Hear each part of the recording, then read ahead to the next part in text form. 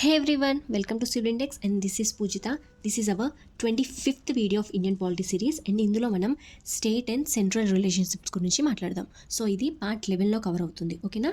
So మనం నార్మల్గా మాట్లాడుకుంటే బేసిక్గా మనకి 2 టైప్స్ ఆఫ్ గవర్నమెంట్స్ ఉంటాయి. అది unitary government and federal structure of government. Unitary government అంటే ఏంటి అంటే అన్ని పవర్స్, లా మేకింగ్ పవర్స్, ఎగ్జిక్యూట్ పవర్స్, అన్ని పవర్స్ సెంటర్తో ఉంటుంది. So all powers and most of maximum powers అన్నీ సెంటర్తో ఉంటుంది. ఫెడరల్ స్ట్రక్చర్లో ఏంటి అంటే పవర్స్ అనేవి సెంటర్కి ఇంకా స్టేట్కి రెండింటి మధ్యన డివైడ్ అయ్యి ఉంటాయి. ఓకే, సో పవర్స్ అన్నీ మొత్తానికి సెంటర్ చేతిలో ఉండదు ఆర్ మొత్తానికి స్టేట్స్ చేతిలో ఉండదు, బట్ ఇద్దరికి డివైడ్ అయి ఉంటుంది ఫెడరల్ స్ట్రక్చర్లో. సో యూనిటరీలో ఏంటంటే మొత్తం పవర్ అంతా, మ్యాక్సిమం పవర్ అంతా యూనిటరీ చేతుల్లోనే ఉంటుంది. దీనికి ఎగ్జాంపుల్స్ తీసుకుంటే France, Japan or China. So ఈ కంట్రీస్లో మనకి యూనిటరీ ఫార్మ్ ఆఫ్ గవర్నమెంట్ చూడొచ్చు. అండ్ మనకి ఫెడరల్ చూసుకుంటే మన ఇండియా. సో ఇండియాలో స్టేట్కి సెంట్రల్కి ఇద్దరి మధ్యన పవర్స్ అనేవి డివైడ్ అయి ఉంటాయి. And India, USA. Okay, so మనదేంటి ఫెడరల్ స్ట్రక్చర్. అయితే ఎమర్జెన్సీ టైంలో మాత్రం పవర్కే మ్యాక్సిమం సెంటర్కే మ్యాక్సిమం పవర్స్ ఉంటాయి. ఓకే, ఏంటి అంటే లైక్ ఎమర్జెన్సీ టైంలో సెంటర్ దగ్గర ఎక్కువ పవర్ ఉంటుంది. ఎమర్జెన్సీ విధించినప్పుడు సెంటర్కి ఎక్కువ పవర్ ఉంటుంది, స్టేట్కి చాలా తక్కువ, నెగ్లిజిబుల్. ఓకే, సో ఎమర్జెన్సీ టైంలో అయితే మంది యూనిటరీ ఫామ్ అని చెప్పుకోవచ్చు. బట్ నార్మల్ టైమ్స్లో మొత్తం మంది ఫెడరలే. ఏంటి పవర్స్ సెంటర్కి స్టేట్కి ఇద్దరి మధ్యన డివైడ్ అయి ఉంటాయి. సో ఆ డివిజన్ గురించి ఇప్పుడు చూద్దాం. Constitution of India being federal in structure, వాటికి పవర్స్ సెంట్రల్కి స్టేట్కి మధ్యన డివిజన్ ఆఫ్ పవర్స్ అనేది ఉంటుంది. సో మనకి నార్మల్గా 3 వేస్లో డివైడ్ చేశారు. ఏంటి? Legislative relationships. లెజిస్లేటివ్ అంటే ఏంటి?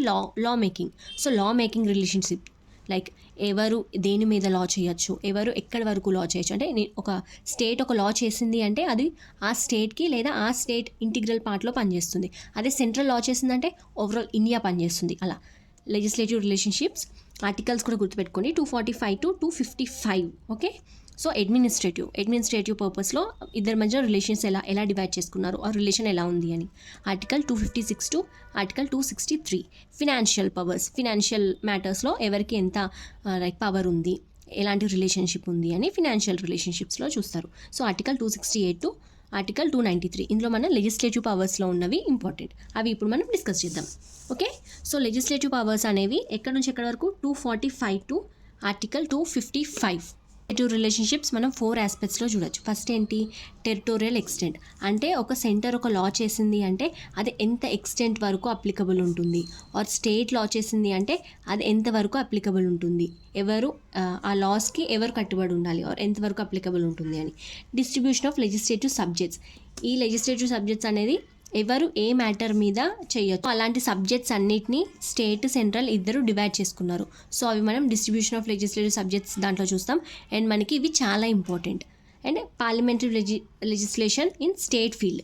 స్టేట్లో పార్లమెంట్ ఎప్పుడు లాస్ మేక్ చేయొచ్చు, parliamentary legislation in the state field. And centrals control over the state legislation. Centre control ఎంతవరకు ఉంటుంది స్టేట్ లా మేకింగ్లో. ఓకే, ఈ 4 థింగ్స్ మనం ఈ ఆస్పెక్ట్స్లో చూద్దాం. ఫస్ట్ టెరిటోరియల్ ఎక్స్టెంట్లో ఫస్ట్ ఏంటి? సో పార్లమెంట్ లా చేసినప్పుడు ఇందులో మళ్ళీ 3 ఉంటాయి. Territorial extent, parliament, state legislature, extra territorial legislation. Okay, so parliament చేస్తే ఏంటంటే whole India or part of India will obey that. Okay, whole or any part of territory of ఇండియాకి applicable ఉంటుంది ఆ loss. అదే స్టేట్ లెజిస్లేచర్ చేస్తే ఆ respective state, ఇప్పుడు మన తెలంగాణ లెజిస్లేచర్ వాళ్ళు లాస్ మేకింగ్ని మన తెలంగాణలో పాటిస్తాం, or part of Telangana. Okay, whole or any part of the state. ఇప్పుడు ఆంధ్రప్రదేశ్లో చేసిన laws AP or any part of ఏపీకి అప్లికబుల్ ఉంటుంది. అదే పార్లమెంట్ చేస్తే ఇండియా మొత్తం ఆర్ పార్ట్ ఆఫ్ ఇండియా, అది ఏ స్టేట్ ఆర్ ఎక్కడ లా చేస్తే అక్కడ అప్లికబుల్ ఉంటుంది.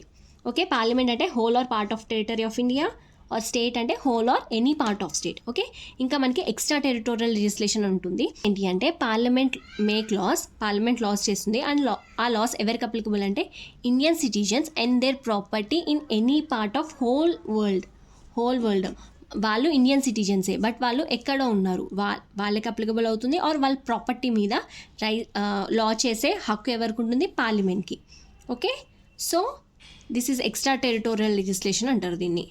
సో టెరిటోరియల్ ఎక్స్టెంట్లో ఏమున్నాయి? Parliament, state legislation and extra territorial legislation. ఇవి ఇండియన్ సిటిజన్స్ అపార్ట్ ఫ్రమ్ ఇండియాలో కన్నా బయట ఉన్న వాళ్ళ ప్రాపర్టీ, వాళ్ళ గురించి లా మేకింగ్ చేసే పవర్ పార్లమెంట్కి ఉంటుంది. Okay, next distribution of legislative subject. మనకి ఇది చాలా ఇంపార్టెంట్. ఓకే, సో మనకి సబ్జెక్ట్స్ అనేవి డివైడ్ చేసుకున్నాం ఆల్రెడీ. ఇఫ్ యూ రిమెంబర్, మనం పాస్ట్లో మాట్లాడుకున్నాం. బ్రిటిష్ యాక్ట్స్ వచ్చినప్పుడు లైక్ పవర్స్ డివిజన్ ఉంది, ఫెడరల్, స్టేట్ అని మాట్లాడుకున్నాం, కాంక్రెంట్ అని మాట్లాడుకున్నాం. అప్పుడు మనకి union list, state list, concurrent list ఉంటాయని కూడా నేను చెప్పాను. సో ఇవి ఎందులో ఉంటాయి అంటే 7th షెడ్యూల్లో మనం ఇండికేట్ చేసుకున్నాం సెపరేట్గా. సో అవి చాలా important. Like division of powers ఏ షెడ్యూల్లో ఉంది అని అడుగుతారు, 7th షెడ్యూల్. అండ్ లిస్ట్ ఏంటి? List 1 union list. Union list మీద ఎవరికి ఉంటుంది అధికారం అంటే యూనియన్ లిస్ట్లో సమ్ ఐటమ్స్ ఉంటాయి, దాని మీద లా మేకింగ్ పవర్ ఓన్లీ పార్లమెంట్కి మాత్రమే ఉంటుంది. Okay, and list 2 state list. State లిస్ట్లో ఉన్న ఐటమ్స్ మీద ఏమన్నా లా చేయాలి అంటే అది స్టేట్ లెజిస్లేచర్కి మాత్రమే ఆ హక్కు ఉంటుంది. Okay, and list 3 concurrent list. Concurrent list అంటే ఇద్దరిలో ఎవరైనా చేయొచ్చు, ఇద్దరికి పవర్ ఉంటుంది. Both parliament and state legislature has a power to make law. Okay, first మనం యూనియన్ లిస్ట్ చూద్దాం. యూనియన్ లిస్ట్ అంటే ఏంటి? పార్లమెంట్కి మాత్రమే ఈ ఐటమ్స్ మీద లా చేసే పవర్ ఉంటుంది. ఒరిజినల్లీ 97 సబ్జెక్ట్స్ ఉండేవి, బట్ ఇప్పుడు 100 సబ్జెక్ట్స్ ఉన్నాయి. ఓకే, సో ఆ సబ్జెక్ట్స్ ఏంటి? ఈ ఇంపార్టెంట్ థింగ్స్. డిఫెన్స్ మీద ఏమన్నా లా చేయాలి అంటే ఓన్లీ పార్లమెంటే చేస్తుంది. Army, ports, currency, atomic energy, railway, highway, inter state trades, banks, war and peace, వీటి మీద అండ్ సో ఆన్. లైక్ 100 ఉన్నాయి కదా, ఇవి మెయిన్ ఇంపార్టెంట్ థింగ్స్. మీకు union list, which of the following subjects are from union list అంటారు, anything they will give. Or which of the following is not the union list అంటారు. So things గుర్తుపెట్టుకోండి. ఏంటి? Defence, army, ports, currency మీద ఏమైనా చేయాలంటే only యూనియనే చేస్తుంది, or పార్లమెంటే లాస్ మేక్ చేస్తుంది. అటామిక్ ఎనర్జీ, రైల్వే, మనకి రైల్వే అన్ని ఎగ్జామ్స్ సెంట్రలే చూసుకుంటుంది కదా. And highways, inter state trade, banks, war and peace, వీటికి సంబంధించింది ఏదైనా లా చేయాలంటే యూనియన్ చేస్తుంది. అండ్ ఇవి గుర్తుపెట్టుకోండి main things. So next state list. State లిస్ట్లో లా చేయాలంటే పవర్ స్టేట్ లెజిస్లేటివ్కి ఉంటుంది. అండ్ ఒరిజినల్లీ 66 సబ్జెక్ట్స్ ఉండే, అండ్ నౌ 61 ఉన్నాయి. And this 5 were shifted to state concurrent list.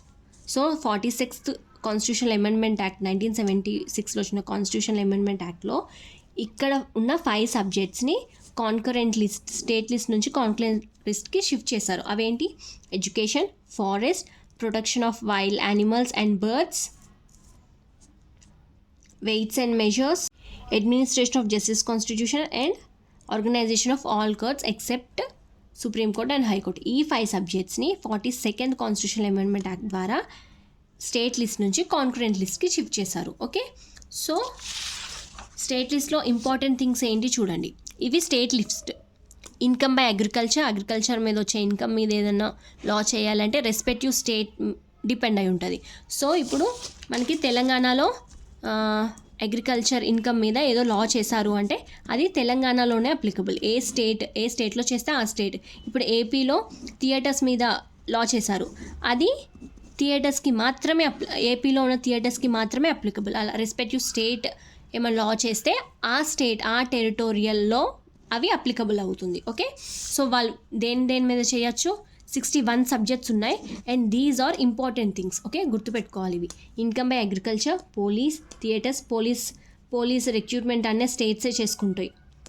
So theaters, gambling, electricity tax, public order, public health and sanitization, hospitals, ఇలా వీటి మీద ఏదైనా లా చేయాలంటే రెస్పెక్టివ్ స్టేట్ చేస్తుంది. అండ్ ఆ స్టేట్ చేసిన లా అనేది ఆ టెరిటోరియల్, ఆ స్టేట్ చుట్టుపక్కల ఆ స్టేట్లో అప్లికబుల్. సో కాన్కరెంట్ లిస్ట్, ఇందులో ఇద్దరికి, పార్లమెంట్కి, స్టేట్ లెజిస్లేచర్కి ఇద్దరికి పవర్ ఉంటుంది, లా మేకింగ్ పవర్. సో ఒరిజినల్లీ ఎన్ని ఉన్నాయి? 47 సబ్జెక్ట్స్ ఉన్నాయి. సో ఇందాక మనం మాట్లాడుకున్నాం కదా, 42nd కాన్స్టిట్యూషనల్ అమెండ్మెంట్ యాక్ట్ ద్వారా 5 సబ్జెక్ట్స్ అనేవి స్టేట్ లిస్ట్ నుంచి కాన్కరెంట్ లిస్ట్కి యాడ్ అయ్యాయని. ఫర్ దట్ ఇక్కడ 5 యాడ్ అయినాయి, 52 అయినాయి. అక్కడ 5 తగ్గినాయి, 66 ఉండే 61 అయినాయి. సో 5 తగ్గినాయి. ఇక్కడ 47 ఉండే 5 యాడ్ అయినాయి, 52. ఓకే, సో ఈ 5 ఇక్కడ యాడ్ అయినాయి. నెక్స్ట్ బోత్ స్టేట్కి గవర్నమెంట్కి ఇద్దరికి దీని మీద లా మేక్ చేసే పవర్ ఉంటుంది. And if there any conflict, ఏదైనా కాన్ఫ్లిక్ట్ ఉంది అంటే law made by central government of prevails. Okay, central government చేసిన law like higher at last అవుతుంది. ఓకే, నెక్స్ట్ ఇవి ఏంటి? Education, forest, trade unions, marriage, drugs, news paper, protection of wild life, animals and birds, ఇవన్నీ కాన్కరెంట్లో వస్తాయి. So on.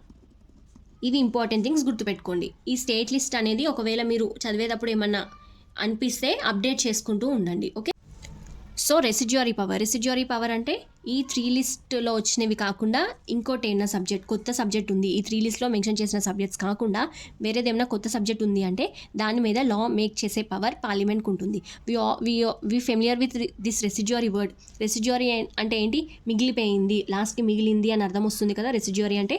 అలానే ఈ 3 లిస్ట్లో ఉన్న సబ్జెక్ట్స్ కాకుండా వేరేది ఏమన్నా ఉంటే దాని మీద లా మేకింగ్ పవర్ పార్లమెంట్కి ఉంటుంది. And this residuary power we already discussed in our past యాక్ట్స్లో చూసాము. రెసిడ్యూరీ పవర్ ఎవరికి అప్పుడు ఆ పవర్ ఎవరికి ఉంది? వైస్రాయ్కి ఉంది, ఇఫ్ యూ రిమెంబర్. సో ఇప్పుడు మనకి రెసిడ్యూరీ పవర్ అనేది పార్లమెంట్కి ఉంది. ఓకే, ఇందులో చాలా మనం ఆ యాక్ట్స్ నుంచి చాలా తీసుకున్నాం. సో దట్ ఎవరైనా ఇంకా యాక్ట్స్ చూడకపోతే చూడండి. సో చాలామంది మనం పాలిటిక్స్ స్టార్ట్ చేసేటప్పుడు యాక్ట్స్ని నెగ్లెక్ట్ చేస్తారు, but don't do that. Okay, so parliamentary legislation in state field. స్టేట్లో పార్లమెంట్ ఎప్పుడు లా మేక్ చేస్తుంది? ఎప్పుడు అంటే when Rajya Sabha passes A Rajya Sabha resolution pass చేసినప్పుడు. మనం ఆల్రెడీ రాజ్యసభకి ఉన్న పవర్స్ మాట్లాడుకున్నాం కదా. ఇఫ్ యూ రిమెంబర్, రాజ్యసభకి ఉన్న పవర్స్ మాట్లాడుకున్నప్పుడు మనం ఏం చెప్పాం? రాజ్యసభ హ్యాస్ రైట్ దాట్ ఒక స్టేట్ సబ్జెక్ట్ ఇది నేషనల్ ఇంపార్టెన్స్ ఉంది, దీని మీద లా చేయండి అనే అధికారం రాజ్యసభకు ఉంటుంది. అంటే ఈ సబ్జెక్ట్ స్టేట్ సబ్జెక్టే, బట్ దానికి నేషనల్ ఇంపార్టెన్స్ ఉంది అని ఎవరు చెప్తారు? రాజ్యసభకి ఆ రైట్ ఉంటుంది. సో మనం ఆల్రెడీ ఈ రైట్ని డిస్కస్ చేసాం. అట్లా రాజ్యసభ ఏదైనా రిజల్యూషన్ పాస్ చేసింది అంటే పార్లమెంట్ ఆ సబ్జెక్ట్ మీద, అది ఫిర్బీ it is state subject, parliament will do law on that. Okay, during a national emergency వచ్చినప్పుడు చెప్పుకున్నాం కదా. ఎమర్జెన్సీ వచ్చినప్పుడు స్టేట్ పవర్స్ అనేవి తగ్గిపోతాయి. సో స్టేట్కి ఏం పవర్స్ ఉండవు. అప్పుడు ఏమైనా లా మేక్ చేయాలి అంటే పార్లమెంటే చేస్తుంది. Whether it may be state list or union list, ఏ లిస్ట్ అయినా కూడా పార్లమెంట్ మాత్రమే వాటి మీద లాస్ చేస్తుంది. When a state make a request, when state నుంచి గవర్నర్ రిక్వెస్ట్ చేస్తే మాకు దీని మీద లా చేయండి అని రిక్వెస్ట్ చేస్తే చేస్తుంది.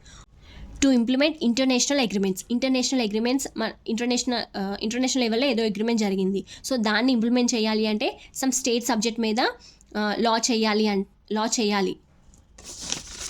ఓకే, ఫర్ ఎగ్జాంపుల్ ఏదన్నా ఇంటర్నేషనల్ అగ్రిమెంట్ అయింది. సో అగ్రిమెంట్ ప్రకారం ఏంటి అంటే సంథింగ్ స్టేట్ సబ్జెక్ట్ మీద ఒక లా చేయాలి.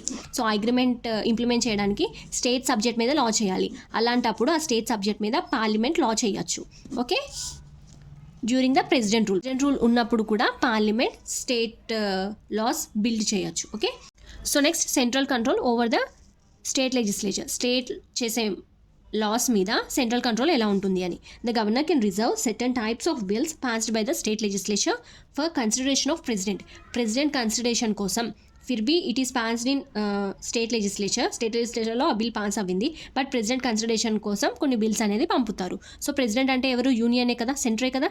So central control over state legislature అంటే కొన్ని బిల్స్ మీద ఫిర్బీ it is passed in state legislature, they will send for president for consideration. Okay, bill on certain matters in state list can be introduced in the state legislature only with previous sanction of president sanction అయిన తర్వాతనే కొన్ని bills అనేవి state లెజిస్లేచర్లో పెడతారు ఓటింగ్కి.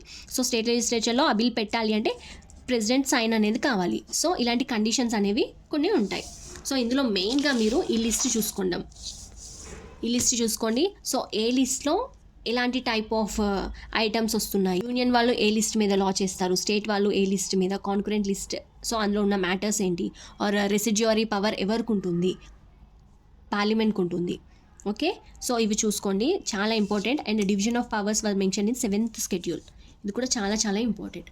Okay, this is about the relationship between central and states. ఇంకా administrative relationships and financial relationships ఉంటాయి, but ఇవి మనకి చాలా important for our level of exams. ఏడబ్ల్యూ కానీ గ్రూప్స్లో కానీ ఈ క్వశ్చన్స్ అయితే ప్రీవియస్గా చాలాసార్లు రిపీట్ అయ్యాయి. Okay, so that's it for today. And మన నెక్స్ట్ క్లాస్లో ఎమర్జెన్సీ గురించి మాట్లాడదాం. So if you like this video, take your sec of time and give a like and boost me up to do more. Thank you.